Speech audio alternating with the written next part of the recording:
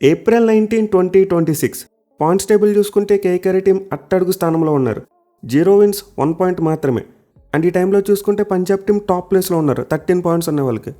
But exactly 1 month తర్వాత చూసుకుంటే మొత్తం సినిమా మారిపోయింది భయ్య. ఇప్పుడు పంజాబ్ కింగ్స్ మరి కోల్కతా రెండు జట్లు కూడా 13 పాయింట్స్తో పక్క పక్కన ఉన్నారు.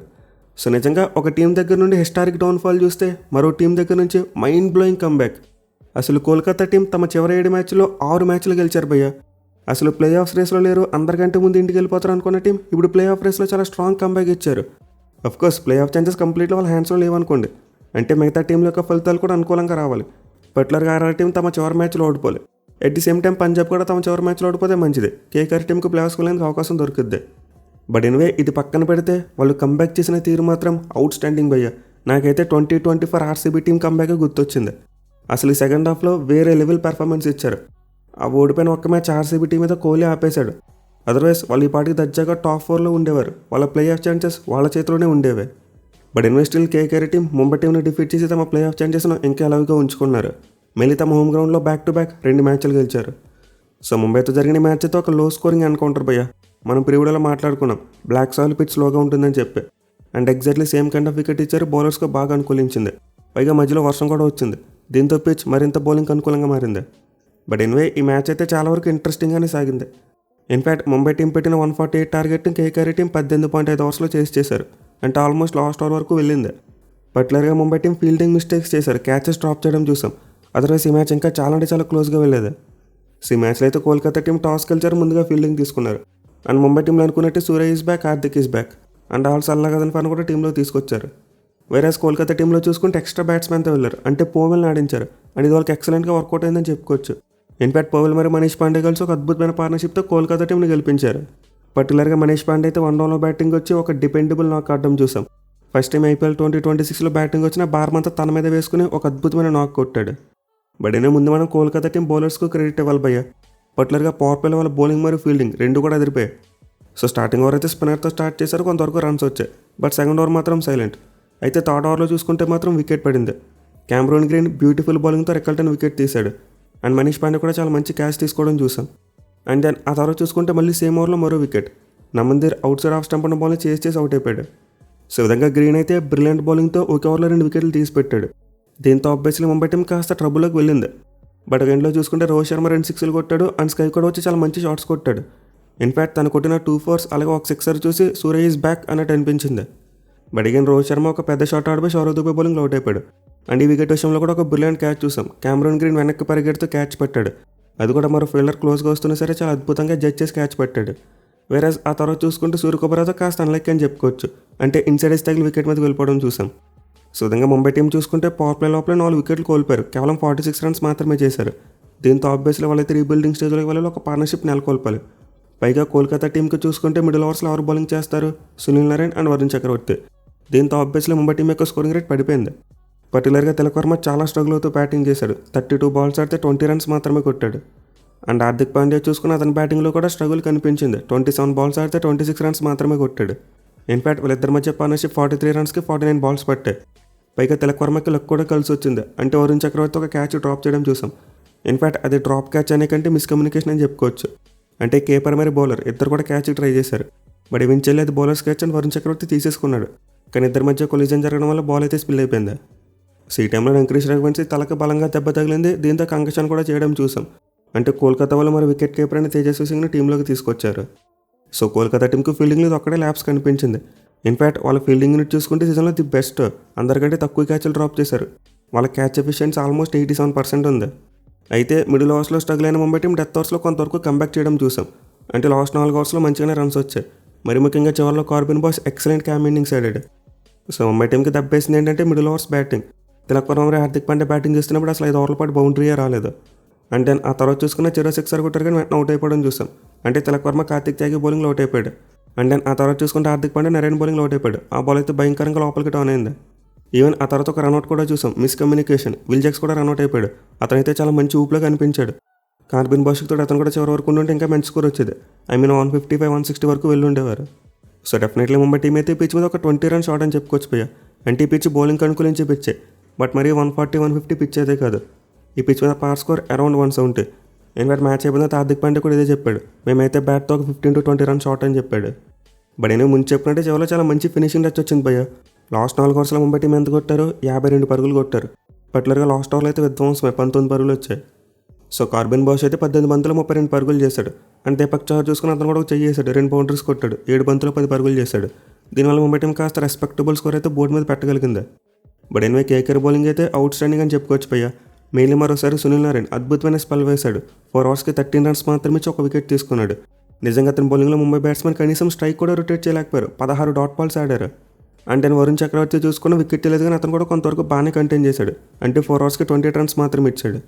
ఇక పేసర్స్ చూసుకున్న ముగ్గురు కూడా చాలా మంచి బౌలింగ్ వేయడం చూసాం. మెయిన్ యంగ్స్టర్ సౌరవ్ దుబే 4 ఓవర్స్కి 34 రన్స్ ఇచ్చి 2 వికెట్స్ తీసుకున్నాడు. అండ్ గ్రీన్ చూసుకున్న 3 ఓవర్స్కి 23 రన్స్ మాత్రమే ఇచ్చి 2 వికెట్లు తీసుకున్నాడు. పర్టికులర్గా అతను ఒక ఓవర్లో 2 వికెట్లు తీయడం ముంబై టీంలో చాలా గట్టిగా దెబ్బ కొట్టింది. వేరేస్ కార్తిక్ తాగి చూసుకున్న చివరిలో రన్స్ ఇచ్చినప్పటికీ అతను కూడా మంచి స్పెల్. ఓవరాల్గా చూసుకుంటే 4 ఓవర్స్కి 37 రన్స్ మాత్రమే ఇచ్చి 2 వికెట్స్ తీసుకున్నాడు. సో లాస్ట్ 4 ఓవర్స్ తప్పితే కోల్కతా బౌలర్స్ అద్భుతమైన బౌలింగ్ చేశారు భయ్య. నిజంగా ముంబై టీంను అండర్ పార్ స్కోర్ కట్టడి చేయగలిగారు.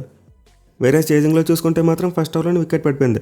ఫిన్నల్ అండ్ 2 బ్యూటిఫుల్ బౌండరీస్ కొట్టినప్పటికీ లాస్ట్ బాల్కి అవుట్ అయిపోయాడు. అయితే తర్వాత కోల్కతా టీం బ్యాటింగ్ ఆర్డర్లో మార్పు చేయడం చూసాం. అంటే నార్మల్గా ఈ పొజిషన్ అంక్రీస్ రాఘవెన్సీ బ్యాటింగ్ వస్తాడు. బట్ దానికి కంకషన్ వల్ల బయటకు వెళ్ళిపోయాడు కాబట్టి తేజస్వి సింగ్ రావాలి. కానీ కోల్కతా వాళ్ళు ఏం చేశారు, మనీష్ పాండేకి ప్రమోషన్ ఇచ్చారు. అంటే మూవ్ ఎక్సలెంట్గా వర్కౌట్ అయింది. ఇన్ఫాక్ట్ గతంలో చాలాసార్లు మనీష్ పాండేకి 1 డౌన్ పొజిషన్లో మంచి సక్సెస్ వచ్చింది. మేలీ 2014 ఫైనల్ అనుకుంటా ఇదే కోల్కతా టీంకి 1 డౌన్లో బ్యాటింగ్కి వచ్చి అద్భుతమైన నాక్ కొట్టాడు. 94 పరుగులతో కప్పుని అందించాడు. సో ఇప్పుడు మళ్ళీ మనీష్ పాండే అదే కోల్కతా టీంకి 1 డౌన్లో బ్యాటింగ్ వచ్చి ది మోస్ట్ ఇంపార్టెంట్ నాక్ కట్టాడు భయ్య. ఈ మ్యాచ్లో 2 జట్లకి మేజర్ డిఫరెన్స్ పవర్ ప్లేలో వికెట్స్ అని చెప్పుకోవచ్చు. ముంబై టీం 4 వికెట్స్ కోల్పోయారు. బట్ కోల్కతా టీం 2 వికెట్లు మాత్రమే కోల్పోయారు. ఎందుకు మనీష్ పాండే అద్భుతంగా బ్యాటింగ్ చేశాడు అండ్ రహానే కూడా చాలా మంచి సపోర్ట్ ఇచ్చాడు. ఇద్దరు కలిసి 2 వికెట్కి 38 పరుగుల పార్ట్నర్షిప్ యాడ్ చేశారు. సో ఎండ్లో అయితే మనీష్ పాండే అద్భుతమైన షాట్స్ కొట్టాడు.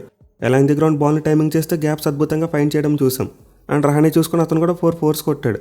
బట్ పవర్ ప్లే లాస్ట్ ఓవర్లో కార్బిన్ బాష్ బ్రిలియంట్ బాల్తో అవుట్ చేశాడు. అండ్ దెన్ ఆ తర్వాత చూసుకునే క్యామరూన్ గ్రీన్ ఎక్కువసేపు ఆడలేకపోయాడు. 4 రన్స్ మాత్రమే చేసి అవుట్ అయిపోయాడు. సరే ముంబై టీంకి కార్బిన్ బాష్ అయితే బ్యాక్ టు బ్యాక్ 2 ఓవర్స్లో 2 వికెట్లు తీసి పెట్టాడు. దీంతో ఒక్కసారిగా కోల్కతా టీం కాస్త డిఫెన్సివ్ మోడ్లోకి వెళ్ళవలసిన పరిస్థితి వచ్చింది.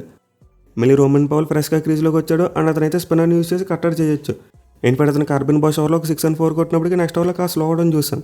అండ్ ఎగ్జాక్ట్లీ ఈ టైంలో హార్దిక్ పాండ్యా వేసిన 10 ఓవర్లో ఒక ఆపర్చునిటీ క్రియేట్ అయింది. బట్ బౌండరీ లైన్ దగ్గర ఏం చేశారు, Deepak Chahar and Robin Minz they made a meal of it. అసలు ఇది నీ క్యాచ్ అంటే నీ క్యాచ్ అనుకుని ఇద్దరు కూడా డ్రాప్ చేశారు. నాకైతే పాకిస్తాన్ వాళ్ళ ఫీల్డింగ్ మూమెంట్ గుర్తొచ్చింది భయ్య. అంటే షోయబ్ మాలిక్ మరి అజ్మల్ యొక్క ఒక ఎపిక్ క్యాచ్ డ్రాప్ మూమెంట్ ఉంటుంది. ఇద్దరు కూడా క్యాచ్ పడుకోకుండా బాల్ అలా చూస్తూ ఉండిపోతారు. బట్ బాల్ ఏమో వెళ్ళి ఇద్దరి మధ్య పడుతుంది. అండ్ ఎగ్జాక్ట్లీ సేమ్ ఇదే కైండ్ ఆఫ్ సీన్ రిపీట్ అయింది. దీపక్ చహర్ ఏమో రాబిన్ మించి పడతాడని చెప్పి అతను వదిలేశాడు. రాబిన్ మించి ఏమో దీపక్ చహర్ దగ్గరగా ఉందని చెప్పి అతను వదిలేశాడు. సో నిజానికి బాల్ అయితే దీపక్ చహర్కు క్లోజ్గానే కనిపించింది, అతనే వెళ్ళి ఉండాల్సిందే. బట్ అతను ప్రాపర్గా జడ్జ్ చేయలేదు. అట్ ది సేమ్ టైం ఇద్దరు ఫీల్డర్ మధ్య ఎలాంటి కమ్యూనికేషన్ కనిపించలేదు. సో రియల్లీ క్యాచ్ అయితే ముంబై టీంకి చాలా కాస్ట్లీ డ్రాప్ అని చెప్పుకోవచ్చు భయ్య. ఇన్ఫాక్ట్ ఒక మ్యాచ్ టర్నింగ్ పాయింట్ని వాళ్ళు మిస్ చేసుకున్నారు. ఈ పాయింట్ ఆఫ్ టైంలో కనుక రోమన్ పౌల్ అవుట్ ఉంటే సినిమా వేరేలా ఉండేది. కోల్కతా టీం అరౌండ్ 75 రన్స్ వద్ద వాళ్ళు 4th వికెట్ కోల్పోయారు. అండ్ దెన్ డెఫినెట్లీ నెక్స్ట్ వచ్చే బ్యాట్స్మెన్ మీద చాలా ఒత్తిడి ఉంటుంది. మళ్ళీ చివరిలో చూసాం పోవెల్ మరియు మనీష్ అవుట్ అయిపోయిన తర్వాత కాస్త తడబడ్డారు. అంటే రింకు సింగ్ మరియు తేజస్వి సింగ్ అంత స్ట్రాంగ్గా గేమ్ని ఫినిష్ చేయలేకపోయారు. ఆల్మోస్ట్ 19వ చివరి వరకు పట్టుకెళ్లారు. సో ఇంత రోమన్ పౌల్ క్యాచ్ కనుక పట్టుంటే ముంబై టీంకి విజయ అవకాశాలు చాలా గట్టిగా పెరిగేవి. ఆ పాయింట్ ఆఫ్ టైంకి చూసుకుంటే అతను 13, 14 కొట్టాడు అంతే. మరి వీళ్ళిద్దరి మధ్య పార్ట్నర్షిప్ అప్పుడప్పుడే గ్రో అవుతుంది. 20 రన్స్ మాత్రమే యాడ్ చేశారు. కానీ ఎప్పుడైతే క్యాచ్ డ్రాప్ జరిగిందో ఇద్దరు కూడా చాలా మంచిగా గేమ్ని ముందు తీసుకెళ్ళడం చూసాం. పర్టికులర్గా రోమన్ పౌల్ స్పిన్నర్స్ని చాలా మంచిగా ఆడేశాడు భయ్య. 30 బాల్స్ ఆడితే 40 రన్స్ కొట్టాడు. అండ్ మనీష్ పాండే చూసుకుంటే 33 బాల్స్కి 45 రన్స్ కొట్టాడు. సో ఇద్దరు కలిసి క్రూషియల్ టైంలో 47 బాల్స్కి 64 రన్స్ పార్ట్నర్షిప్ యాడ్ చేశారు. అండ్ ఇదే కోల్కతా టీంని మ్యాచ్లో చాలా కంఫర్టబుల్ స్టేజ్లో పెట్టేసింది. అదే ఒకవేళ ముంబై టీం పోవల్ క్యాచ్ పట్టుంటే పరిస్థితి వేరేలా ఉండేది. సో రియల్గా క్యాచ్ డ్రాప్ అయితే ఫన్నీ క్యాచ్ డ్రాప్లని కనిపించింది. బట్ ముంబై ఫ్యాన్స్ మాత్రం నవ్వలేడు వాళ్ళు కూడా అర్థమై ఉండదు. మీరు హార్దిక్ పాండ్యా చాలా సర్కాస్టిక్గా రియాక్ట్ అవ్వడం చూసాం, క్లాప్స్ కొట్టాడు. బట్ ఎనివే ఎవెన్చువల్లీ చివరిలో అయితే ముంబై బౌలర్స్ కాస్త కూస్తూ ట్రై చేశారు భయ్య.